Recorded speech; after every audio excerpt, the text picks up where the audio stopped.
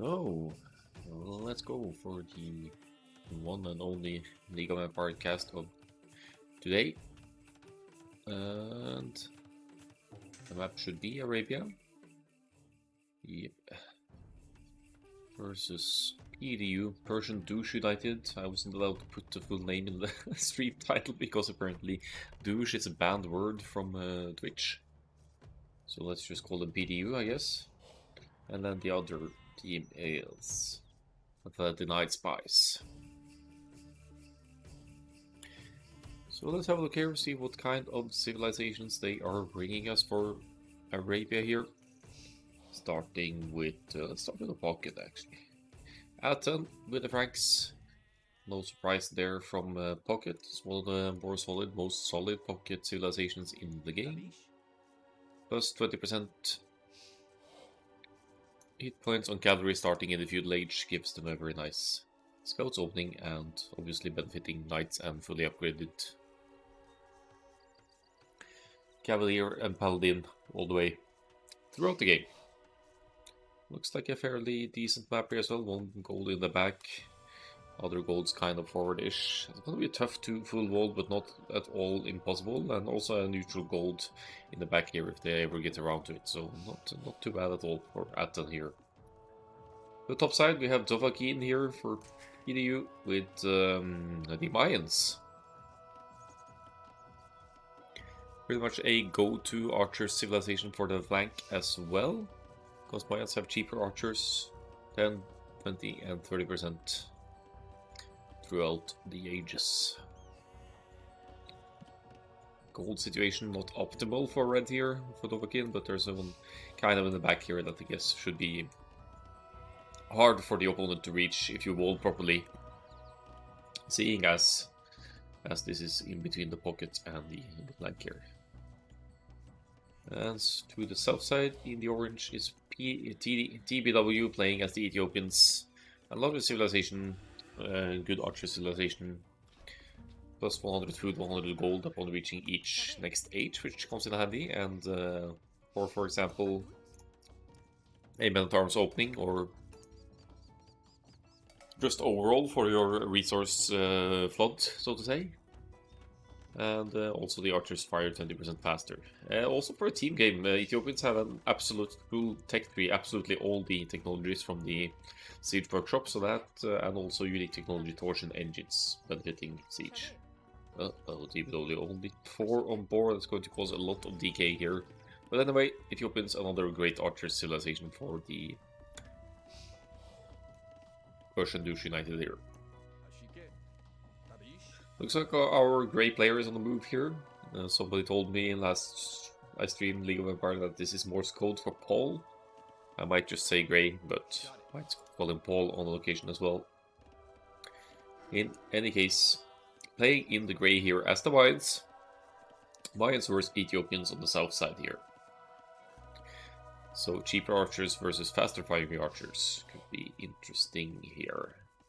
In the pocket position for the Denied Spies, we have Vodrokjele in the teal here as the Teutons. Another strong cavalry set, but on big open maps like Arabia, they might actually struggle against Franks still because speed will be an issue. Teutons don't have husbandry, so the Franks cavalry will essentially be 10% faster and could always outrun them and dictate when and where to take the fights without Teutons to catch up.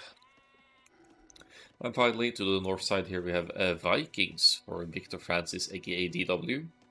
Let's just call him Blue, I guess. And yeah, Vikings looks like a nice map here for them. Main gold kind of forward-ish, but this side gold should be alright. Don't wall like that, don't wall towards the woodland and towards the edge to secure this gold. By walling like this is gold is extremely exposed to Dovahkiin's Mayans archers here. There's even a hill here. If you wall towards the edge to the woodland and to the back here, you secure the hill behind your own walls, and this gold is a lot safer to take. But Victor Francis is going for the more complex walls here and relying on the main gold being available by the looks of it. Okay, let's see for Grey here, now on the way to the feudal age, dropping the barracks. So that barracks going up kind of late. That has to indicate that Grey is likely going for a straight archers build here. It hasn't gone to gold yet. Doesn't necessarily... Wait, spines, never mind, there's 3 on gold. Yeah, straight archers for Grey. Whereas the pockets should be on the way up as well. Nice spot by Dovahkiin there to spot the walling builder to the north. The woman has loom, but fighting uphill, especially against an eagle, or in general fighting 1 versus 1 against an eagle scout like this, the eagle scout will always win. It's gonna be annoying, but the walls will be going up. To the right hand side, we have some action here from Victor Francis, the blue player, taking the long way around here with a drush. No sign of a feudal age yet, so this is in fact a drush kind of fast castle approach here. Let's see if Dovahkiin will find the opening here. That's unfortunate there that blue is lacking 1 piece of wall here. They can just march gallantly in here and be generally annoying. They are rushing each other basically here. Some kind of mirrored approach to the sides here. While there seems to be some rush action going on for TBW as well. If it's not just a late Minotaur's build, could also be the case. Tasking villagers are here to fight, so that's already kind of a win for blue here, losing 1 militia but causing some idle time, almost killing a villager. And the quick walls on point here as well from blue on the woodland. Nice, keeping the aggression out here, got us involved in the berries as well. But this gap needs to be fixed. Good work of blue though to manage that kind of defense while on the offensive with infantry of their own. That's another militia down. Still no villager dead, I think, for Dovahkiin here. 1 unit dead, but I think that's from the drush on the other side. Okay, could be a villager down then, actually, for Dovahkiin here. I don't have the EcoKD stats here, sadly, in the in-game.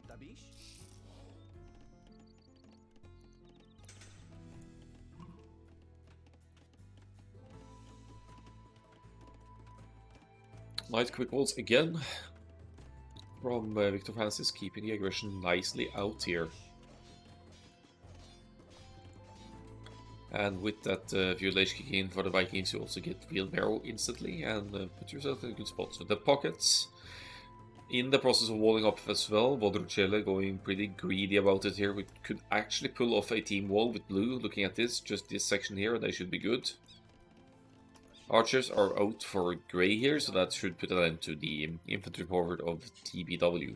Let's see for the scouts, so here come purple scouts to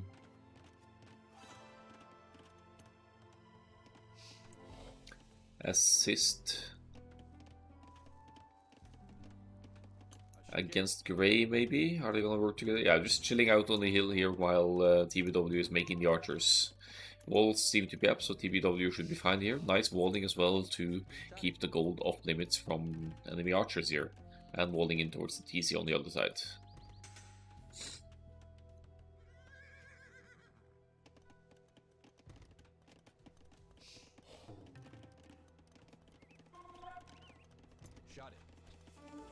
Yeah, the rush needs to come to an end for Dovahkiin as well. Let's have a look at the resources here, because Victor Francis, yeah, has 7 farms out now. Should indicate some kind of fast castle approach here after the rush. But here comes the range though. So it could still be an extended feudal age as well. Vodruchele making use of the fact that Atten is still open here in the pocket position, and the scouts already doing work. Doesn't get the villager kill there just yet, but forcing Atten to react at home. Who thankfully has more scouts and has tankier scouts being pranked here, more hit points. You'll see the pranks have 54 and the teal player has only 45.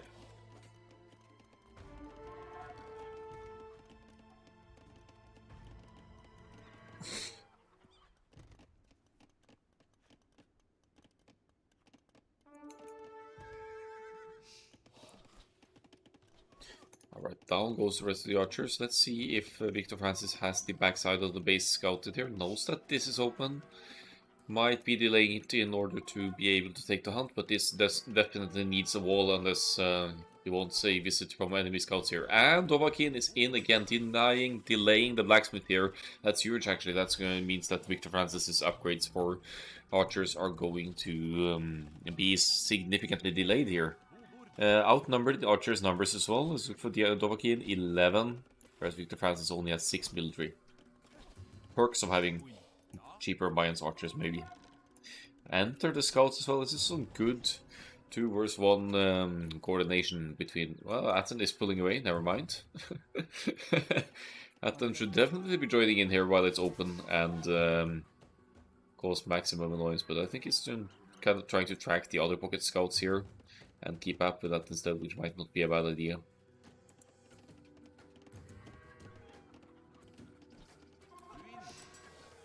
Some skirmishers mixed in here, which is fine for Victor Francis at this point. You usually don't see skirmishers in a team game because there will always be enemy cavalry on the field to focus them down easily. But in this case, these scouts are now they are returning. That's probably Dovahkiin telling Atten that, dude, this guy mixed in skirmishers. I need your help. And Dovahkiin pulls out while Victor Francis is still open to the backside, but I think that's something Dovahkiin and these guys don't really know. And here come the houses to plug the gap as well. Blacksmith still delayed. But Vodrochela, the teal pocket, is full wall. Yeah, it looks like all players are full wall now. And castle age timings for the pockets quite similar, but Atten going up slightly earlier here with slightly fewer villagers as well.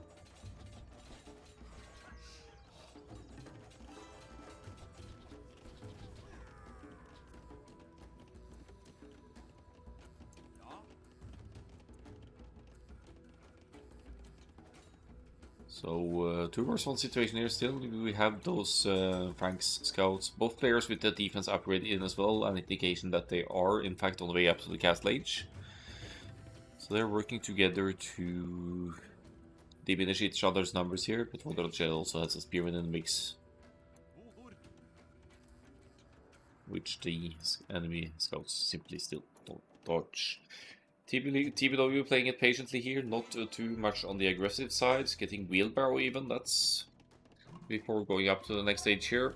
Atten is up first with good margins over the Teutons player and will have a head start to the Knights production, right into +2 armor there as well. But no additional TCs, town centers. 9 on gold, also not enough to keep consistent double stable production. You'll need at least 6 per stable on gold. 12 on gold is optimal, so... And in not too long, all these stables will be going idle unless Atten gives a couple more villagers to gold.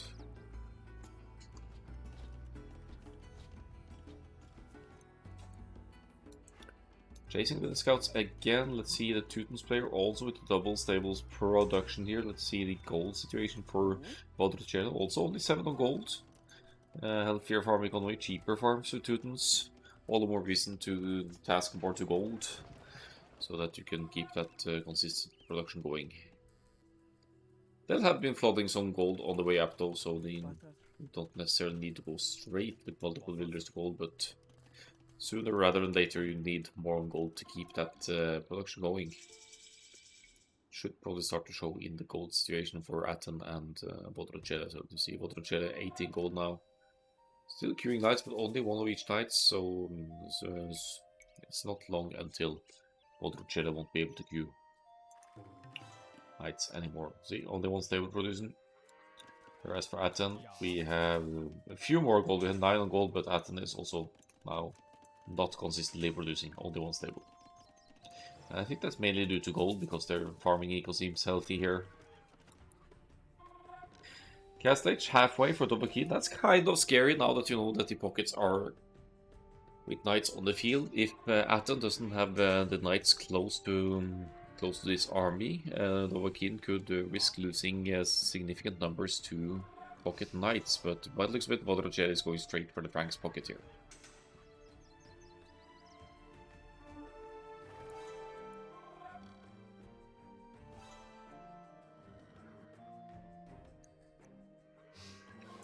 Yeah, crossbowers, archers here. That also not a good sign for Dovahkiin, but keeping the hill here, keeping the numbers lead as well, with 33 to 18 here. Should still be a decent fight, and Castle Age kicks in just there. Let's see the fight.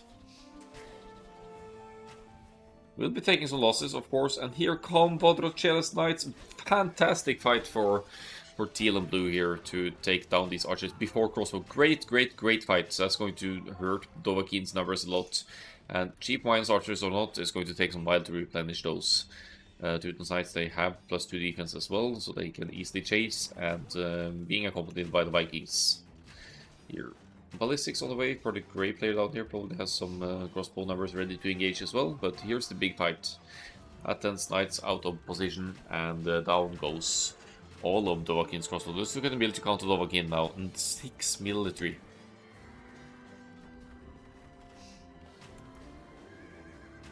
So the Knights are here now. Aten could clean up at least Vodrochela's Knights here, but will also be losing some Knights of his own. Not exactly enough crossbows here for Dovahkiin to help out.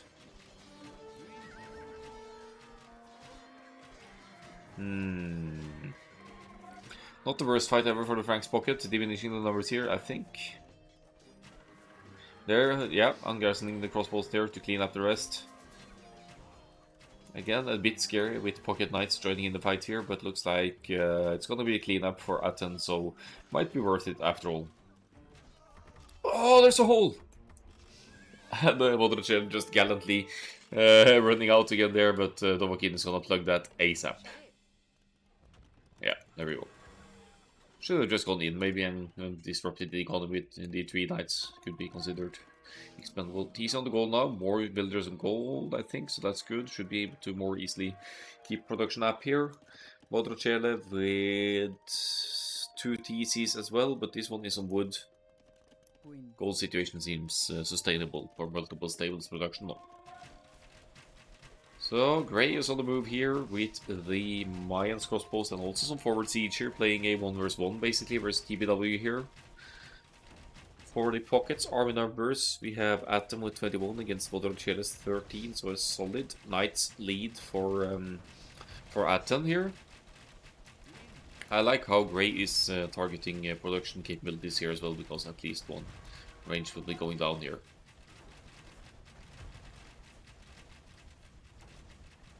"13 Knights should be enough here. What's the army count of TBW? Where is TBW's army?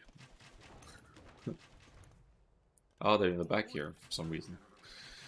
Okay, so Aden is waiting to engage until Orange can come here. That should be a nice 2 vs 1 fight, taking the hill here as well. And these are faster firing Ethiopian crossbows and going to beat the Grey handle to it. Meanwhile, Blue is already on the way to the Imperial Edge, or already we're at 30 minutes something here, but Vikings going up to the Imperial Edge here with only 15 military to benefit from it, surprisingly enough.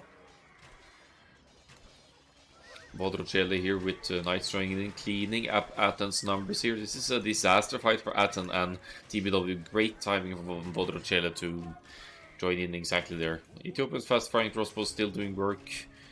They're pulling back towards the TC for some cover here.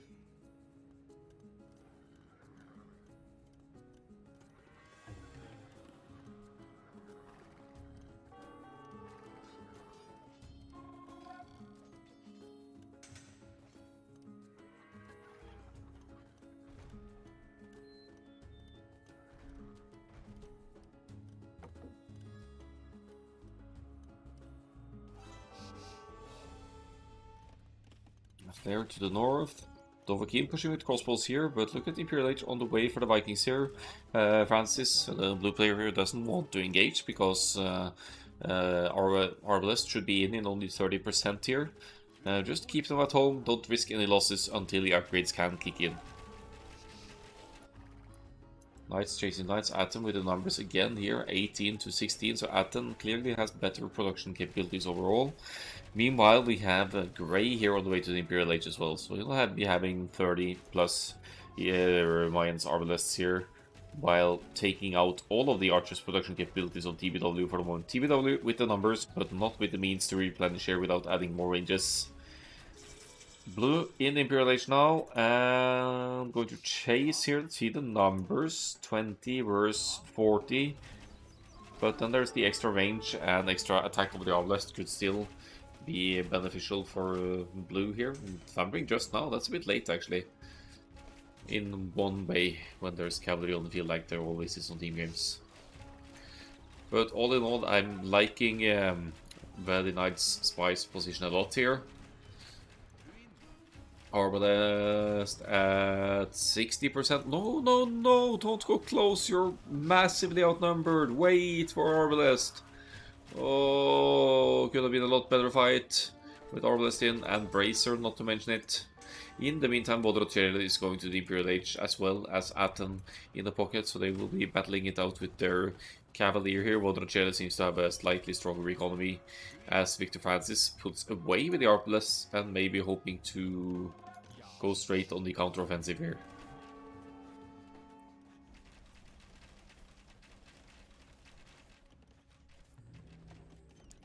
Arbs in production, but are there only 2 ranges here? 2 more ranges going up, that should boost the production a bit. While Dovahkiin drops a siege workshop and will be pushing with the Castlight armies here, but as long as you have significant numbers advantage, that might not be a bad thing for Dovahkiin in the north there. And Dovahkiin should be going Imperial Age quite soon as well, looking at the resources here. Arbs indeed on the move forward. That seems like a bit of a sacrifice for Victor Francis now going into Elite Skirmisher.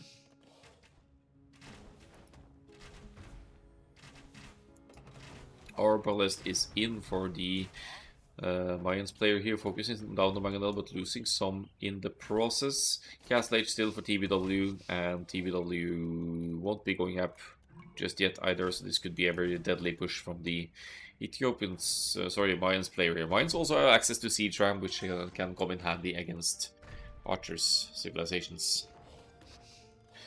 Leaving the Mangonel unprotected like that though, I'm not loving that. That's gonna go down to enemy Mangonel for free there, so a bit of a lapse in attention there.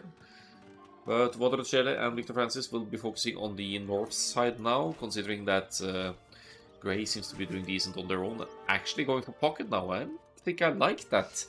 Aten is with the 3 stables producing now, getting Imperial Age armor, but no sign of Cavalier just yet. And this is going to be devastating for Aten with these Arbalest raids here. No response to this, not really any possible help from TBW either, because these are just crossbows, no sign of Imperial Age just yet. Look at all these knights, and they're soon going to be Cavalier for Vodrocele. Let's see, the production 3-4 stables by the looks of it. The Arbs are in and they're completely idling Aten's economy here. Cavalier on the way, but as long as they're only knights, even Imperial Age armor won't cut it here. One shooting of the knights here. See, Aten will be losing significant numbers here because of the Arbalest of Grey in their base and that beautiful choke point they're taking there. Once Cavalier is in, it's going to be a different story though, but you never want to fight Arbs in the choke point. It's better just to pull away, use your mobility, and force them to move out. Paul, or the great player here with 37 military now, but great value from that raid there. KD 177 to 160 doesn't look too pretty, but diminished pocket numbers nicely there. At them with 35 to Vodrocele's 51 now, and Teutons also get +2 extra melee armor, so their paladins are effectively stronger, whereas Franks have more hit points. See Paladin on the way for both players as well, but look at the production from Vodrocele compared to Aten here now, maybe due to the raids that Vodrocele is keeping the extreme levels of production here out of so many stables. Good raids on Dovahkiin side as well, might be diminishing some Arbalest numbers here, and by the raids and the beatings that PdU have been taking by now, it doesn't look too pretty. TBW 42 builders is the biggest difference here between the two teams, and PdU effectively maybe 100 or so population behind.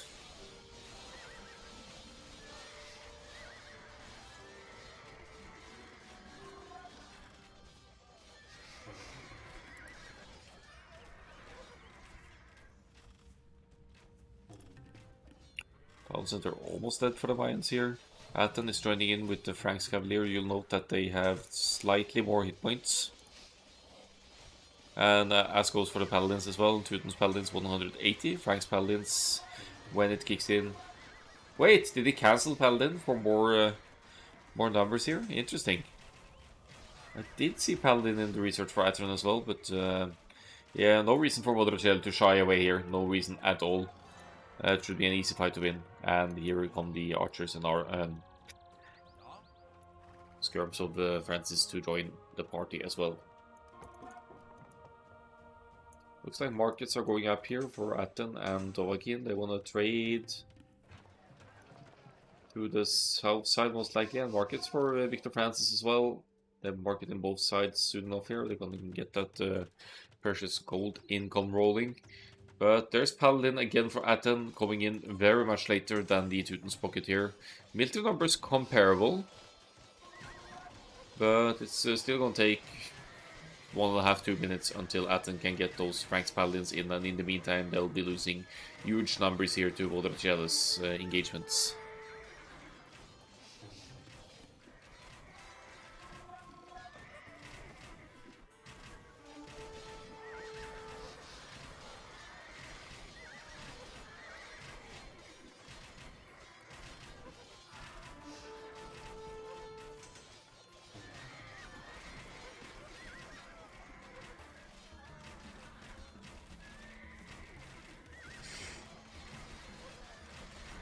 So big fight in the middle here. Army numbers yet again diminished for Vodrachela and Aten here. This time around it's Aten with the production of Vodrachela with some Paladins production again. Is it a gold issue maybe? Seems low on gold. But Paladin, as we can see, not yet in for Aten, and I think this fight is more than worthwhile to take against the Mayans here. And yeah, gold costly to replace all of these armies here for PdU, so until the trade can get up and running, they might have some issues replenishing numbers here.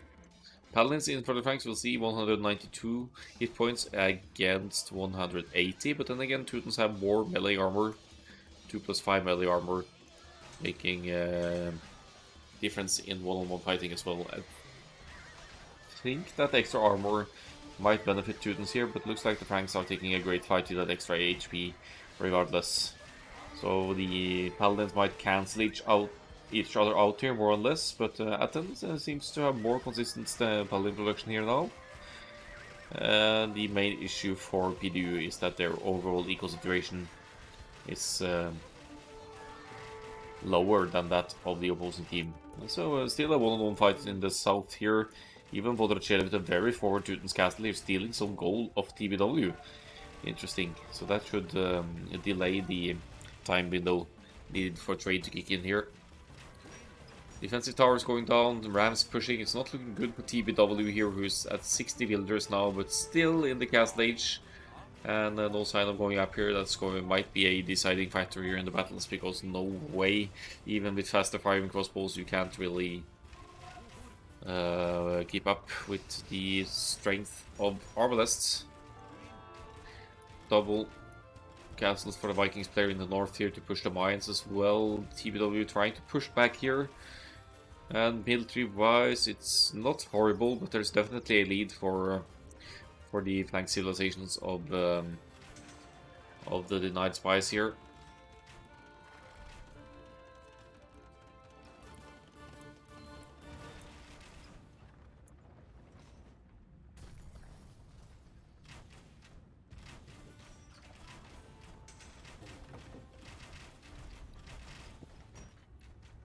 Yeah, look at the military numbers here. Grey with 71 military total, mainly arbalists here, could even take out buildings. Arbs has siege ram in the mix, multiple of them, and TUW, even with the relocation, is being pushed more and more away from the map here.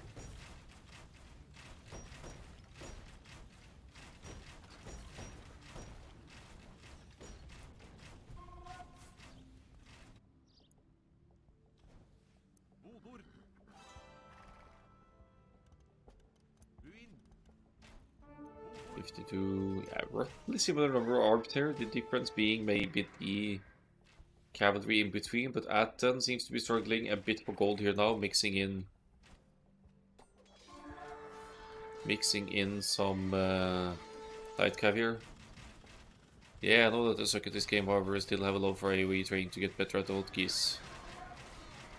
Hope I didn't say that anyone sucked. This is many good moments.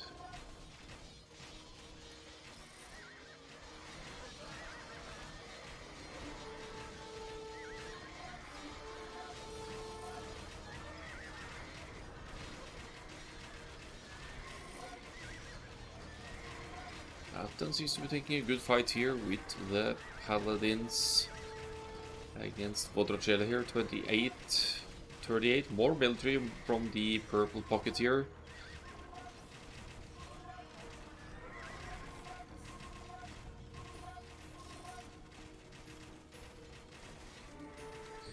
But on the other hand, it's been a long while since Victor Francis and Vodrocella have been hit at home, so their economies have been working nice and freely here. Trade is running. The markets are up for PdU here on one side, not on the other side. So that's a bit of an issue.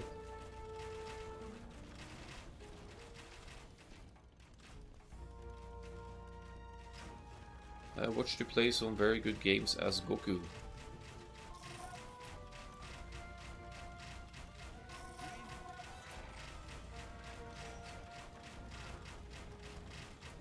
Let's see.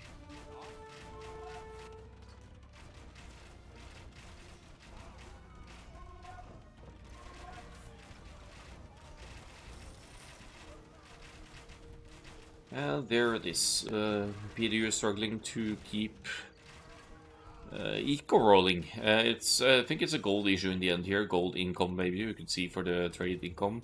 But without gold, you can't make your precious gold units needed on the field, like Arbalists or Paladins or whatnot.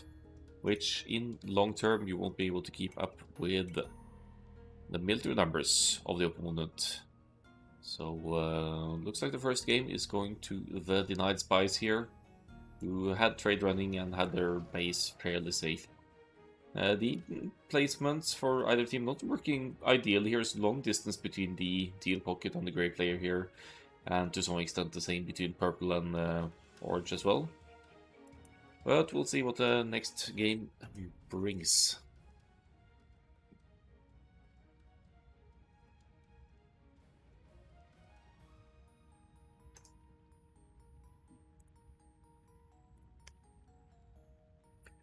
$306-177, not joking around here, Vodrocella, but yeah, you can tell it's been an eventful game from the kill-death ratio around here.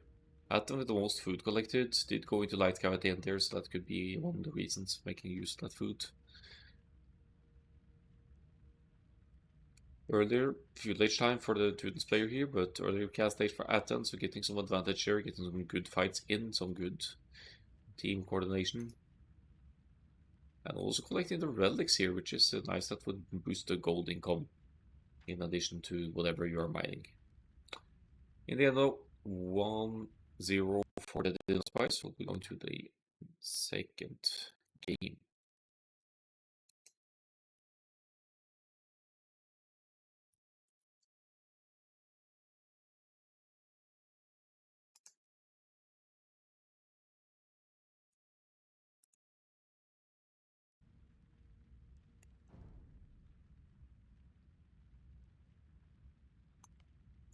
So second game is on 4 lakes. And that should be... Just gonna check the... whose home map this is, and... first Arrival was actually Push United's home map, and they lost that one. Now we're going to the denied Spies home map, which is 4 lakes. So let's just go into it here.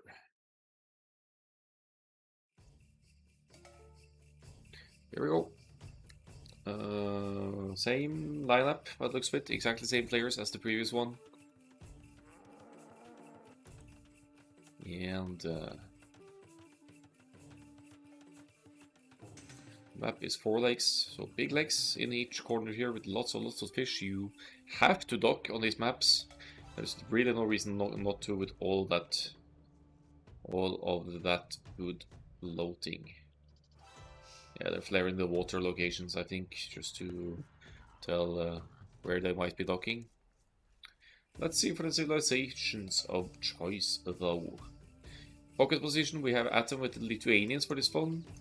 Not bad for 4 lakes at all, with Lithuanians to start with 150 extra food, so you could focus on wood earlier to get your dock up and start fishing more comfortably and earlier and more easily.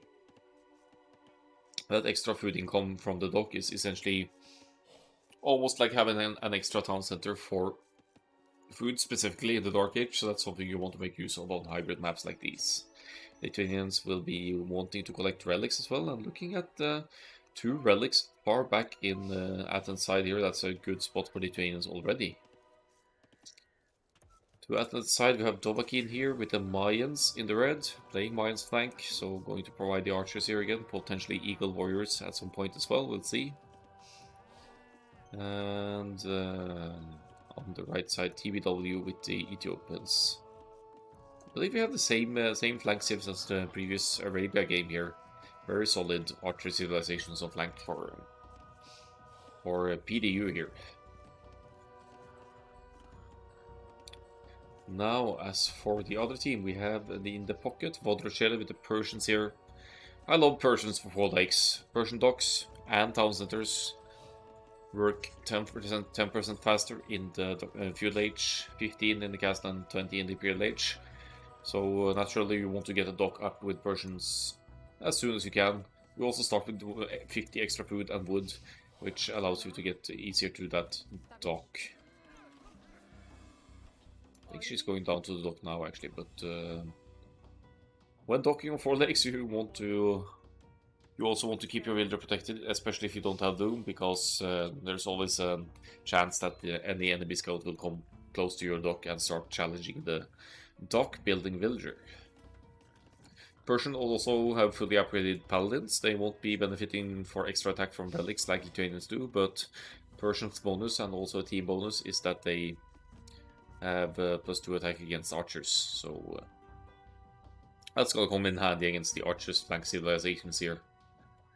In the blue here, Victor Francis again with the Byzantines here. So cheap trash, the dock up already as well.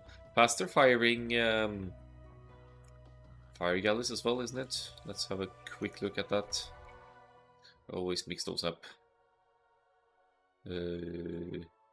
Fire ships attack 25% faster, yep. That'll come in handy if you want to try and contest enemy ponds or lakes. And then finally, Grey with the Japanese here, also a very solid civilization for 4 lakes, because it's simply much harder to contest Japanese fish. They have fishing ships, they have twice the hit points and some extra armor, and they also work a little bit faster, so that boosts your food income early game for Japanese. But in this game, Grey will likely still be playing mainly archers with the Japanese here.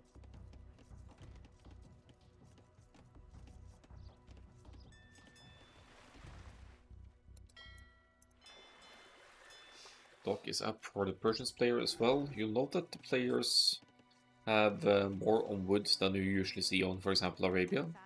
That is to make sure that you have enough wood to make fishing ships. 5 is quite standard for hybrid maps, so have 5 on wood before you place the dock, so you have enough wood to keep making fishing ships while doing your standard business otherwise. Grey also walling up here, dropping a barracks, so wants to go for the Japanese men-at-arms opening here, most likely. I think that could be efficient here. You could contest wood income or whatever on land, or simply just take out the dock and or fishing ships with your faster attacking infantry, and that this seems to be mirrored by the red player here also going for a barracks, likely the men-at-arms here, just about to scout the Grey side and to look for points of entry in their base. Left side will be walled for Grey though. Feudal Age already for Vodrochele. What's the plan for Atson here? Going with more population here Might actually be aiming for a pretty greedy fast castle here, which seems risky with an open style map like this. Not impossible, and getting those knights out earlier could be huge, but there's the feudal age for Aten as well. Going up at 2 more population, or 2 more villagers than Vodrocele, so we'll be going into the feudal age with a stronger economy here.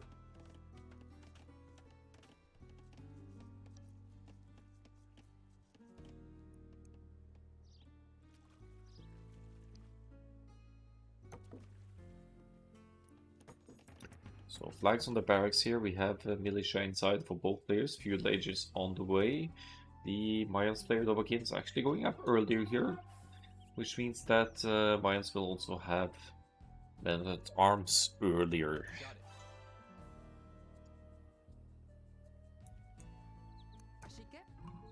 Ooh, blue with a sneak dock here, but I think he got spotted because there was some flare going on here.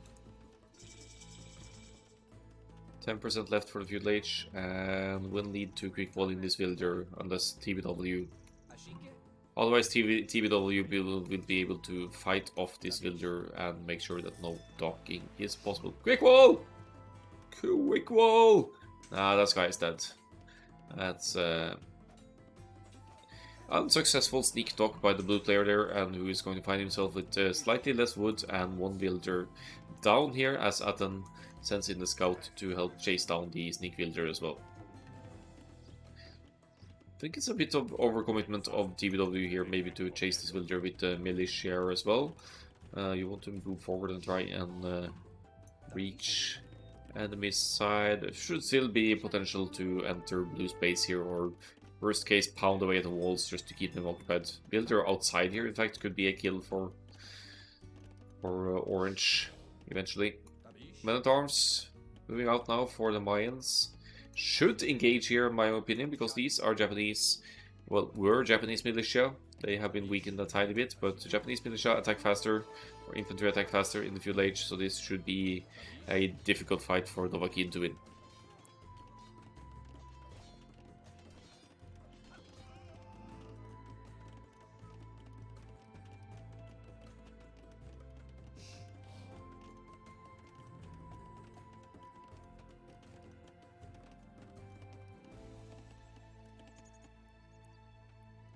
Two dogs for the Persians, nice eco boost for the early game here. We have scouts out on the field as well.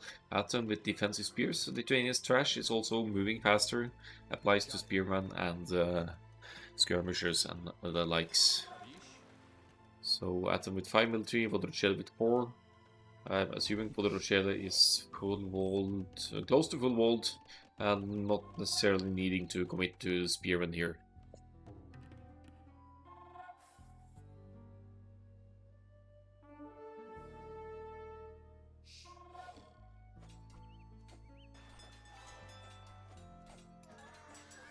So, scouts doing some work there, losing 1 scout, but might be worthwhile. Looks like the Lithuanian player is in a military lead here though. Same stats on the scouts, no upgrades for either player. That's a good fight for Vodrocele though, going to take out 1 scout there. While Aten is dropping this blacksmith already, could be aiming for Castle Age here already. Food, gold, just missing the gold now. Going with 7, villagers gold. Might beat Vodrocele to the Castle Age here. Let's see, Vodrocele, yes, definitely. Unless he has queued the Castle Age already, it's going to be slower than Aten to the Castle Age here.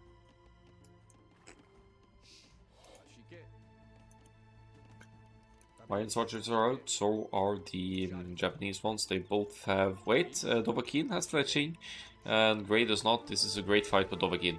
Could even use that extra range advantage to kite and focus down, but the numbers are on Dovahkiin's side here. Should be an easy fight to take.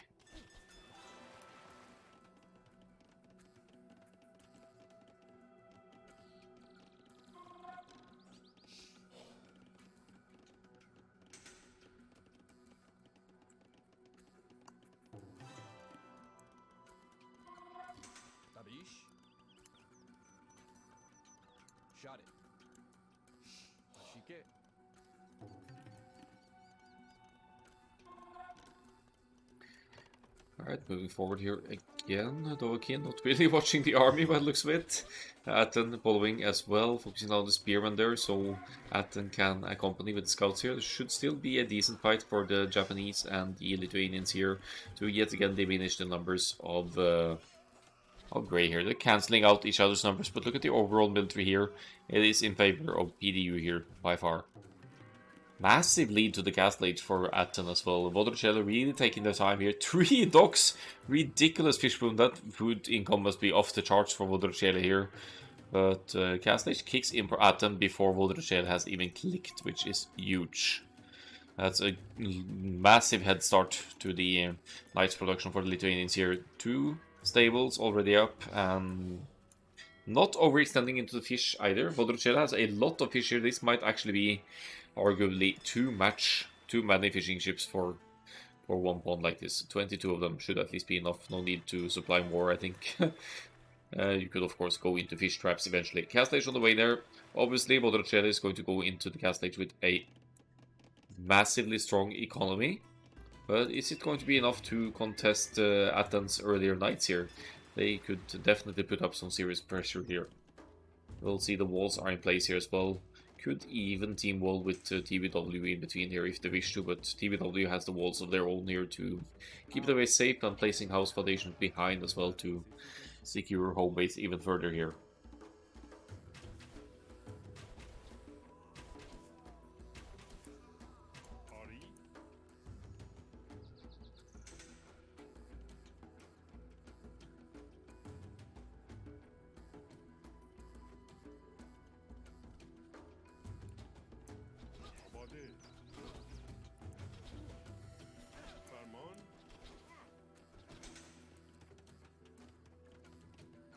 So there's the Castle Age. Where's the army production from Atten here? Only 1 stable working.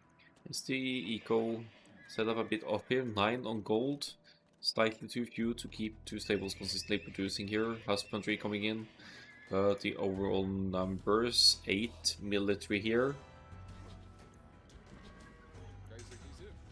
And gonna work together with Dovahkiin here on Gray's side, who is 28% up here, actually beating Red to the Castle Age. See the monastery up for Atten as well to start contesting relics, and the offense on the Japanese player seems to be on point here now. Third range going up for Gray here, but army numbers lacking, 7 military only. This is going to be tough to hold off Castle Age Knights here without any significant army numbers, and with Vodrocella later to the Castle Age as compared to the Lithuanians player. Yeah, that's some serious idle time cost here on the Japanese, actually worth the Knights commitment here. Even if Atten will be losing those, there will be more to come, stacking up on them at home, freeing up time to pick the relics here. I just look at the idle count, it was almost all the eco of Japanese idled here. In the meantime, blue is raiding on orange's side as well. Orange with 18 military against blue's 23. But that would be soon to be crossbows. But having Ethiopians here, I think that TBW should be looking at a decent fight against Victor Francis anyway, as the Pocket Knights come to join in as well for a kind of a 2 versus 1 engagement here.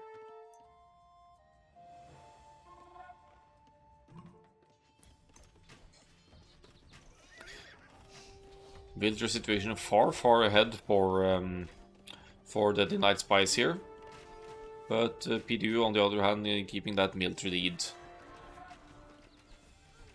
And let's see here for the Byzantines archers versus Ethiopians, roughly similar numbers here. Good cleanup by TBW here to chase those down, and Victor Francis will again need to replenish numbers here. Oh, a sneak talk! Oh, that's ambitious. That's ambitious. Let's see if we can find Teal's point of view here to see that builder. That's not exactly hidden away here. It's admittedly difficult to see on the minimap.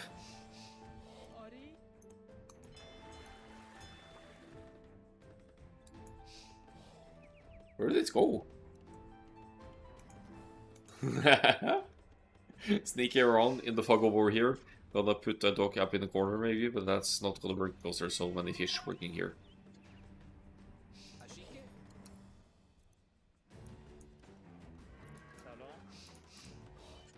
Teal increasing light numbers, benefiting from that massive fish economy now. While we have Dovahkiin with Sneak Villager here, hoping to dock the corner there. That would be huge, because that's so much fish that would go down for Gray and Teal if that's the case, if that Sneak goes up. And here it comes. Oh, whoa, whoa, whoa.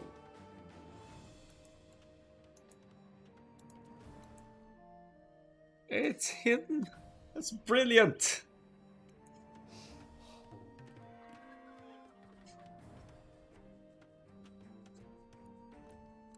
Mayan's crossbow numbers not joking around either here. Dovahkiin with 52 mil to here now, and Gray being severely hit earlier in the on the way to the cast stage is far behind, 16 mil to only. Vodrochele with 17 knights will have to send everything here to help clean up, I think. But even in the 2 vs 1 situation, you're not joking around with these kinds of numbers. And it's also a distraction, taking the attention away from the fact that not just 1 but 2 Mines docks are going up in the corner here, and Vodrochele has no freaking idea that that's going on over here. Byzantines making use of the cheaper Imperial Age in the meantime, and stacking up on these crossbow numbers again. That will be becoming arbalest in not too long.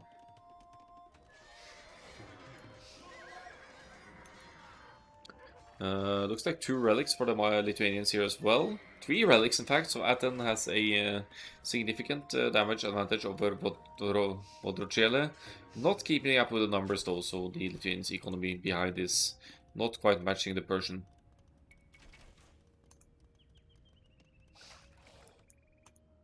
But look at this sneaky dock. So, 3rd dock going up. Dovahkiin is just having the time of his life in the landing here. And it's still hidden away masterfully against Vodrochele here. So you see fish traps going up here to get that fish income rolling in the lake further on here. But with Mayan's fire ships coming out from the sneak to the side here, that is going to be devastating to the food economy. And you'll note that Vodrochele has some farm eco running here, so it might not be disaster. 25 farms in fact. But in the meantime, we have the Lithuanians going to the Imperial Age with 12 military at least to benefit from it, and Vodrochele will be looking at significant losses on water here. Let's see the reaction now. Oh, patrol! Come on! Look at how quickly these fishing ships go down! Oh! 5 fire ships, and probably producing a few more as well. 4 docks now.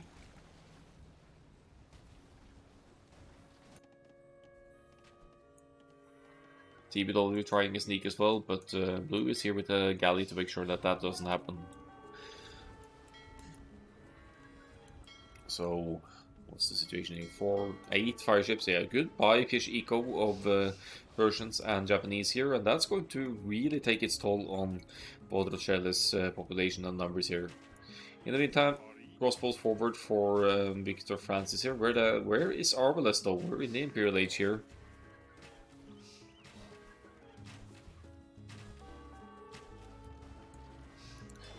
There's basically no use for Vodrochele to try and challenge this even. Wouldn't need fire ships of their own and more numbers.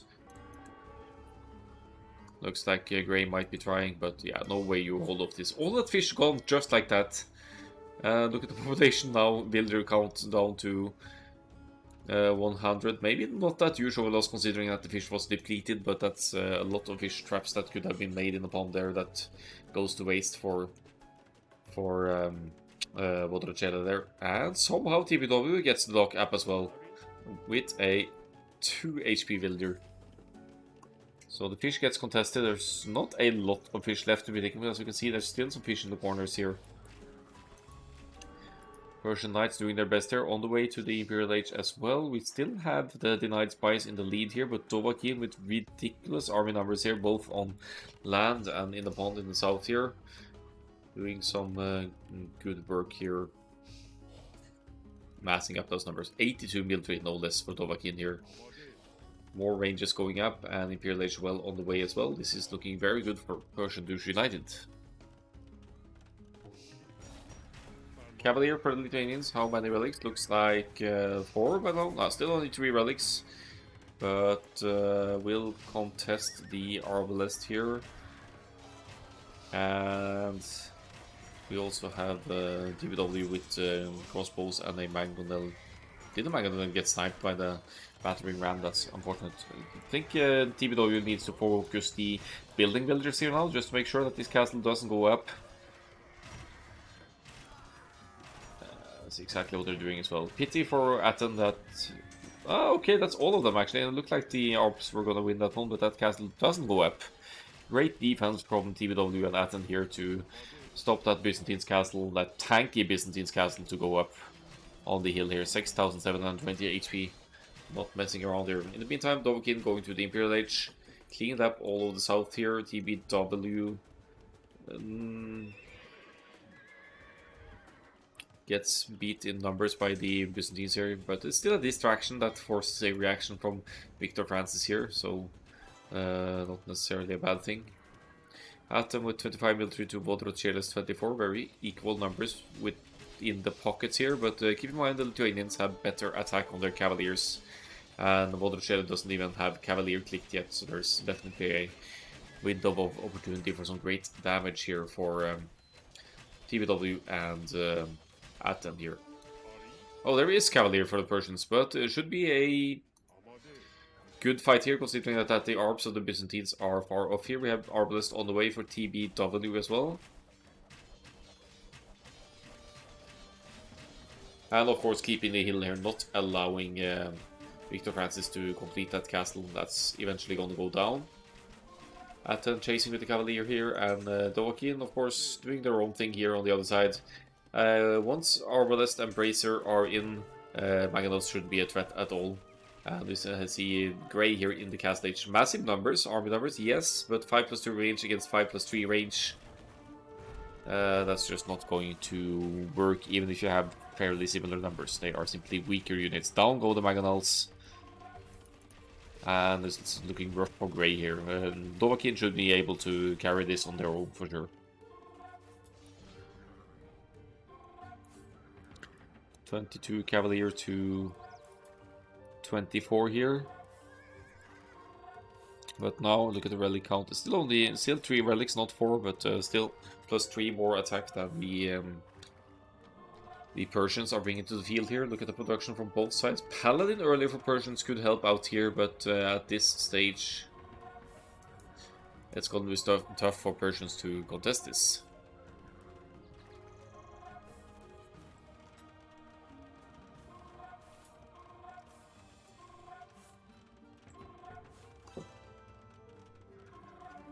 Player to the south could be Ray asking for help here and telling the teammates that this looks kind of rough. Imperial Age on the way though, so with Arbalest maybe in for the Japanese here could help out a bit defense-wise, relocating further to the south here.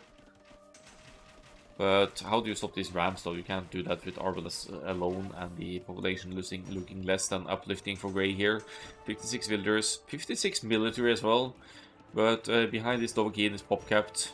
Atten is at 100 something and TBW at 100 as well. Solid population lead for PdU at this point, at least in terms of military count. Look at the numbers here. It's yeah, solid lead. Ethiopia's Arbs versus Byzantines Arbs here, but accompanied by Cavaliers, so Victor Francis will have to focus fire to hit the Arbs here. Or the Cavalier, they break in. There's still a nice stroke point for blue here, but that doesn't really help with enemy Arbalest to fire from behind. Both sides are being breached here, and the only player not really touched is Vodrochela, who has gone into Halberdier now, which is the correct call, I think, when they are behind like this, and the pocket is providing cavalry units. Dovahkiin actually being pushed back here as well, but who will who will die first is the question here, I guess. Because Byzantines are in serious trouble here under the 2 vs 1, and yeah, score only 400 points apart here, but still in favor of PdU, of course.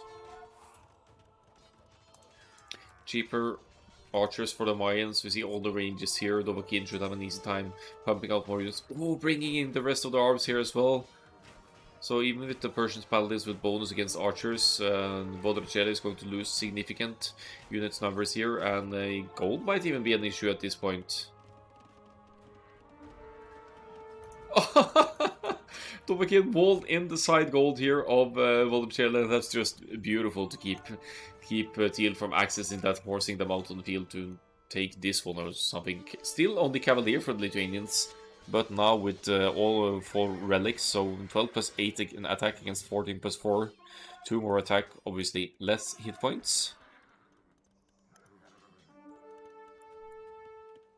I have to say, some great pocket play from Vodrocele here. Is running left and right and helping out, and Byzantine Trash now on the field from Victor Francis. Fairly even scores here again, and there crashes the game. Thank you very much. Thanks, DE.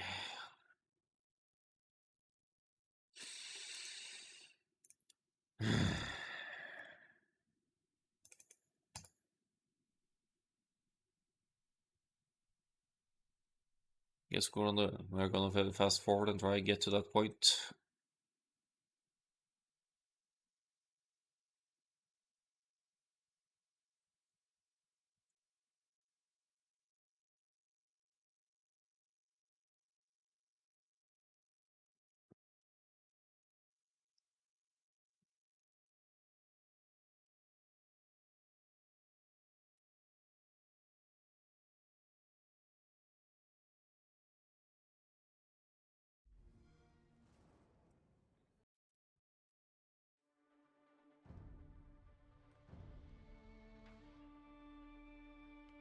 Alright, so let's just fast forward. I don't know how much was left of that game, but Teal Pockets was playing.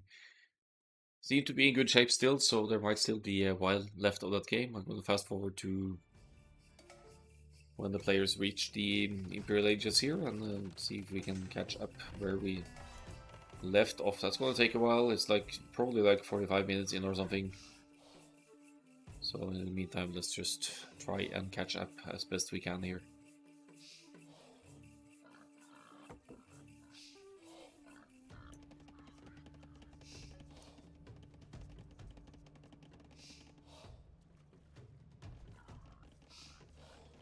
That's a lonely TC spot for Vodrocele later on. I don't remember if he TC'd there or not, but could cover 2 golds. Could also get 2 golds denied by enemy units because of that. You see, the 4 Lakes has extra gold patches all across the map here, so there's lots of gold to be taken overall. That's why this map could sometimes have very long games as well.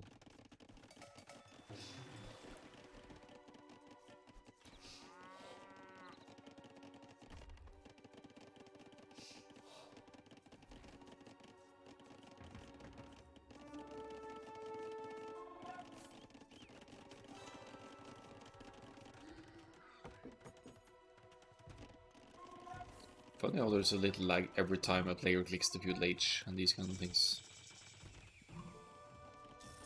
Here's the not so successful sneak from blue. Down it goes. And the overall villager situation at this point. Ahead for the denied spies.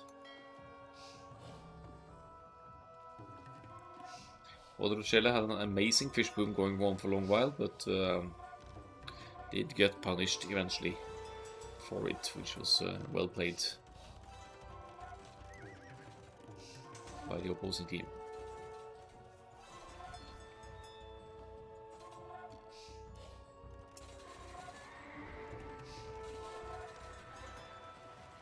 Some feudal age action, and you'll note that Aten is miles ahead of the other pocket to the cast age. Let's actually toggle Athens economy here to see the setup. 30 to 42 population up total. So 32 builders, 20 on food, 9 on gold. Enough to pump out the first few nights here, but not quite consistent production, so...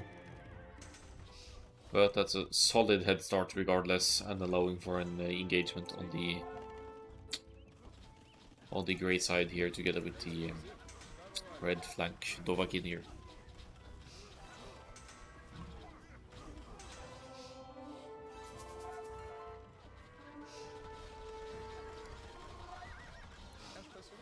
Yeah, this is a very good engagement by Atten and Dovahkiin here, causing lots of idle time on Grey and diminishing the capability of producing military, obstructing economy and everything. Castle Age is in, and Vodrocele thankfully didn't spot the archers there before crossbow could kick in. Relics being collected by Lithuanians here, 2 relics on the way.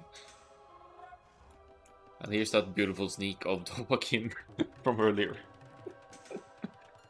Oh, shouldn't even be possible.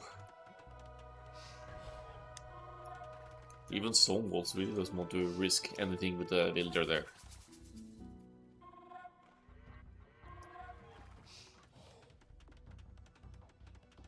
Three docks, no less, producing fire galleys to become fire ships.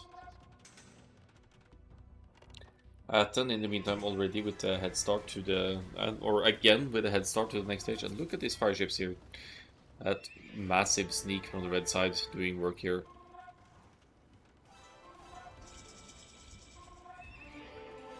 And here comes the villager to wall in the gold as well.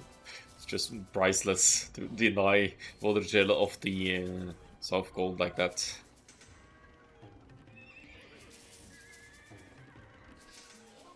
Just trying to catch up here. The game crashed out at, I don't know, 45 minutes or some such. Might crash at the same point again. I don't know. Here's the Castle being denied that we saw earlier.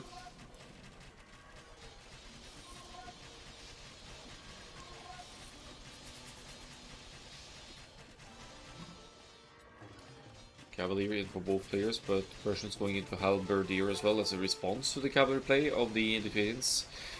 Halberdiers shouldn't work that well when there are double arbalists on either side in a team game, but still they'll chew up cavalry, of course. And the Byzantines have cheaper halberdiers as well, which could be used to their advantage.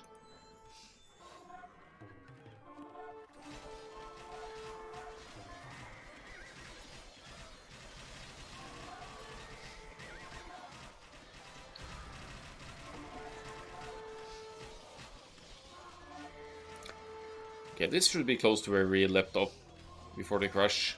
So I'll catch up here, look at Atten getting some great raids on Victor Francis here. Villager numbers, fairly decent still, but virtually no military, which is a huge deal here for the Byzantines. Probably now going into the halberdiers to try and hold against raids, but TBW with the Arbalist should make sure that that doesn't quite work. And Mayans Arbalest on this side, and a group that Vodrocele can definitely chase, because Vodrocele has bonus damage against archers, but here comes another group, and all in all, almost 60 Arbalists here for Dovahkiin, and Atten even joining in with Cavalier here as well. Will not quite be getting to Paladin just yet, but with that extra attack, definitely helping out in the fight here, as Dovahkiin has a nice choke point between the two buildings here to pick off a lot of Persians. Paladins as well, military numbers higher for Vodrocele still though, and mainly producing Paladins still here, so not struggling for gold just yet by the looks of it.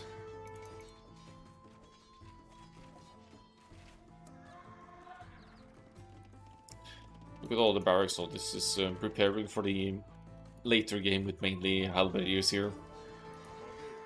Full upgrades even for the helps. So that's going to be an issue for the Lithuanians if they don't have a response, but then again they still have teammates with mass Arbalest, of course. So with the proper coordination here between red and purple, the halberdiers should be less efficient to counter, but they're obviously very easy to mass when you have masses of barracks like this. Let's have a look at Teal's eco setup actually. 46 on wood, 46 on food should be very nice for consistent halb production here. The overall eco of his teammates though is, especially for Grey, maybe taking a serious hit here earlier, is going to call for some rebooming to keep up. Markets going up here on either side, so they're trying to set up a route here as well, the denied spies. Look at these numbers from TBW here, 60 Arbalest on the hill here, and that's going to be so hard to push back, no matter your Sib.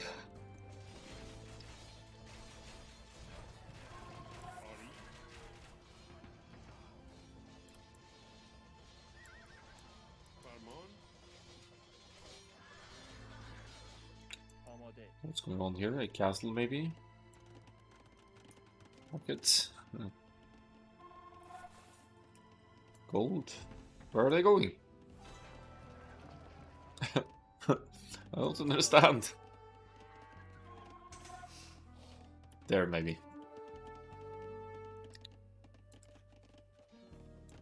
I mean, why not just take this one? That's fine. Some bonus income there for Aten. As Dovahkiin gets chased by the Persian mounted skirmishers again, the Persian cavalry with extra attack against archers. Helping out nicely here. Just a small group though, and overall, just look at the production here of Dovahkiin. It's very fluent production of marvelous numbers here. 67 military total. Vodrochele seems to have be struggling a bit more for units production here. 133 population only, and Grey at 67. Definitely a solid population lead for PdU here, as Siege Ram have entered the field as well for Dovahkiin there. Look at that one, says 78. Yeah, they're onto something. Look at the Siege Rams in front here, forcing the archers to focus fire to take out enemy arbalesters here, and I think, yeah, they're trying for a trade route, but that's not exactly safe here. They will be pushed back for sure.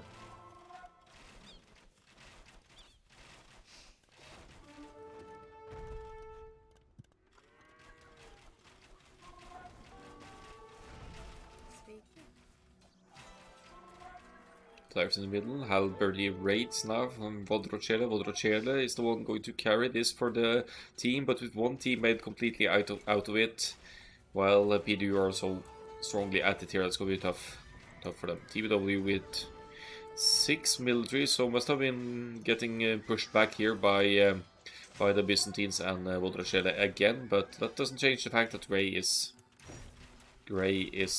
being completely erased from existence here. Look at the population, 29 population only. Blue with great population, Vodrochele with 70 away from pop cap here, but PdU all above 100, and as a team more stable overall. It looks good. And look at this production tab as well. It's like 12 ranges producing for Dovahkiin here, just pumping out those 30% cheaper Mayans Arbalists. That's a horrible engagement for Vodrochele, sadly. Probably didn't know that the Arbalisters were here, but it's going to do some significant numbers along the way here. Castle on the hill is down. Aten is down to 15 military. So overall military numbers are fairly similar here between the teams. Victor France is coming up to the hill to push with Trebs here, maybe take out some production capabilities from Orange. But is it going to be enough? It's all about just push into pocket now, I think, and punish the production and the economy of Vodrochele here. And I think that's what Dovahkiin is up to here now, to force a reaction from Vodrochele.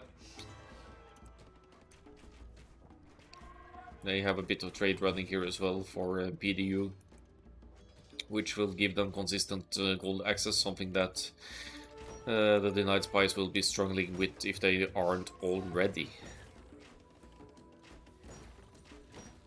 Yeah, it doesn't really look like the Denied Spies have any gold income at all now, whereas PdU are still collecting and have trade running, so this could be the deciding factor here, that one team has trade and the other doesn't really. War galleys as well, even to reach almost a bit of the trade here. Poor Grey here, down to 26 villagers. Not a beautiful spot to be in. The barracks are going down here as well. That should limit the halberdier production potential for Vodrochele. Scores deceivingly similar still, but looking at the population here, it's just much more healthy for PdU overall. Victor France is pushing in here, castle on the hill, and getting some hits in on TBW for sure.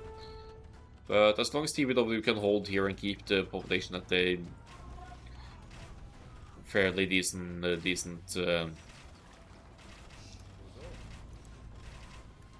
population.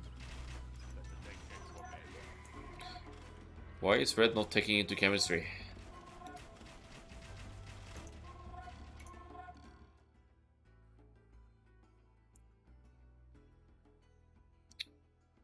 Looks like it's teched here though.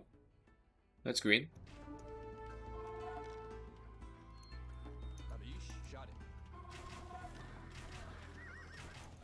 Nice hill bonus for the Mayans here.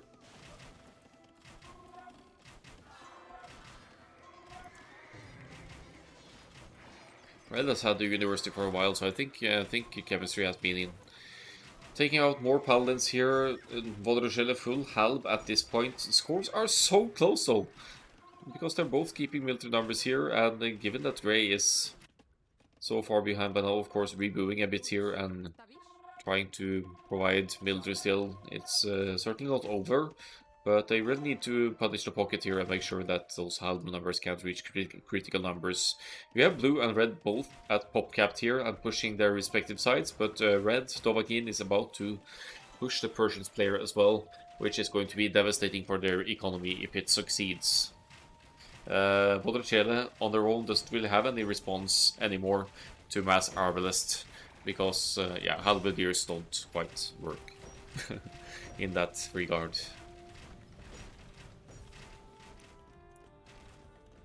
Atten back with the numbers of Cavalier here as well, has that +8 attack with the relics bonus for Lithuanians. That should be for 5 relics now actually, so that's boosting the gold income on its own there. Let's actually look at Purple's economy here. 31 on gold, taking the gold up north here. Still not taking this one for some reason. But there's definitely gold left to be taken for PdU. 81 military now for Dovahkiin, and a couple of siege rams pushing here. Not even sure where Teal is at by now. They have a little bit of trade running, but that should be fairly easy to stop, as Atten can focus on this side to get a bit TBW, since Dovahkiin seems to be doing nicely on their own here. Oh, Vodroshele has found gold though, so that could mean more paladins eventually here from the Persians. Still no sign of paladin from Atten. Has been going for numbers over upgrades here. But full skirmishers from the Byzantines now. That shouldn't be an issue with so many Lithuanians, relics, cavalier on the field there. They should shred this. Of course, there's halberdiers in the mix as well, but even so, I think I'd still engage with that extra Lithuanians cavalier attack here. Maybe they want to deal with the castle first. That could be the reasoning here.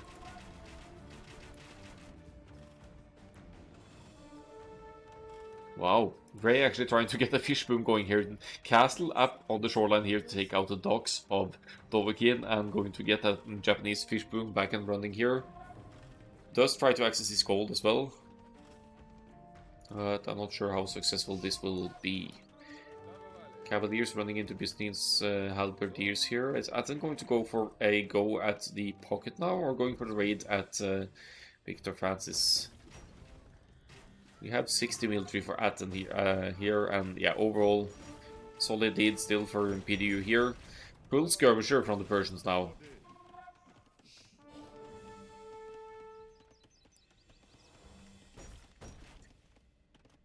This means that TBW is on their own though against this mass skirmisher army, and there's no help to be had from Atten here right now. They're running in on the pocket to try and end things here right now. 2 players pop capped from the denied spies, and 2 players pop capped of PdU as well, but TBW for now at a better spot than the Japanese flank of the other team. Yeah, these are some good raids. We even heard the town bell being rung there by Vodroshele to ensure that as much of the economy as well stays alive, which actually kind of makes sense at this stage in the game. PdU pushing back heavily here though, and these raids might be the end of things here. Let's see at the economies. Vodroshele still with resources in the bank, and obviously the Byzantines player does too. But now we have Cavalier on this side. So you don't need a lot of Cavalier to deal with full skirms like this. So TBW should be fine here, and again the overall population definitely in favor of PdU, Team PdU here. Atten will have to be careful not to sacrifice all the Cavaliers here to enemy halberdiers though, but it's still a decent fight now that the denied spies mainly have trash to fight. So many Mayan siege rams on the field here. 82 military total for Dovahkiin at this point, 89 builders. But still keeps producing siege rams and arbalests here. Maybe Dovahkiin could consider an eagle switch at this point, actually. To more easily handle the mass skirmishers that two of the players are making and to have a raiding potential. Bottomshell with 4 TCs rebooming with builders here, gonna try and catch up with numbers again. But Japanese, still no army on the field, so it's essentially military-wise, it's a 2 versus 3 here. But intense game for sure.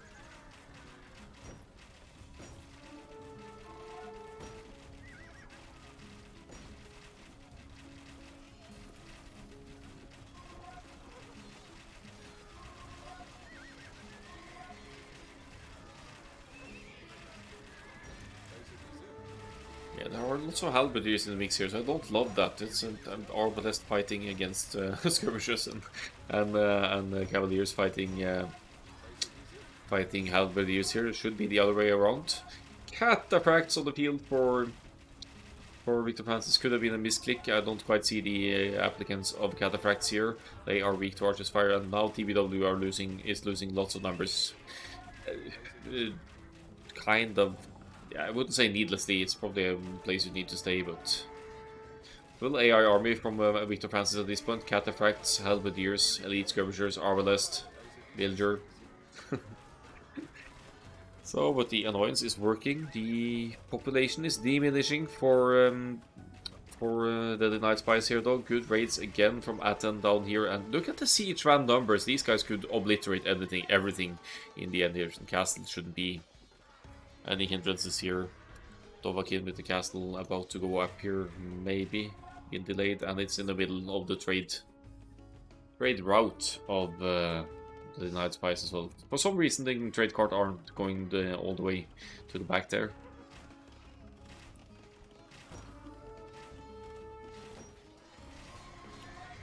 You'll have to commend the denied spies for their defensive play here, and the offensive to the north as well is mainly Byzantine thrash here, but now both players are constructing castles here to keep that trade rolling, and as we can see from the gold situation here, gold income should be more fluent and visible in the units combination from PdU than for the other team. Sea trams, how many do we have by now? I have like 14 probably from Dovahkiin down here. Stonewalls in the trade line as well to make it even more awkward to raid. Volocella will be losing castles here and build down to 64 villagers here. Japanese failed to get back on water here, and yeah, no place to expand. Almost all of the map now in the hands of Persian Dush United, hungry for revenge here after losing the first game against the denied spies, or if it's the only way around, other way around. I'm not sure which game was first, but yeah, this push should end it. I think we still somehow have blue pop capped here, but he's also the only one, with the team total being way below the opponents here. GG, well played, and a 1-1 it is.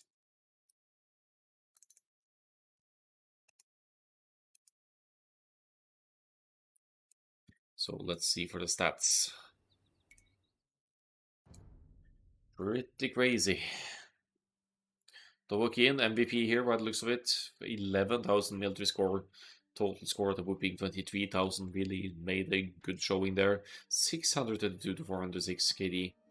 And TVW holding nicely with the Ethiopians on the other flank as well.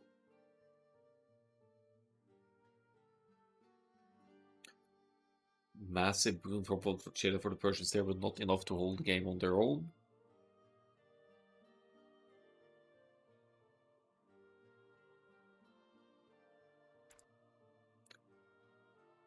And relics helping out a lot here for Aten, as we can see as well. 5,000 relic gold, that's not something to joke around with.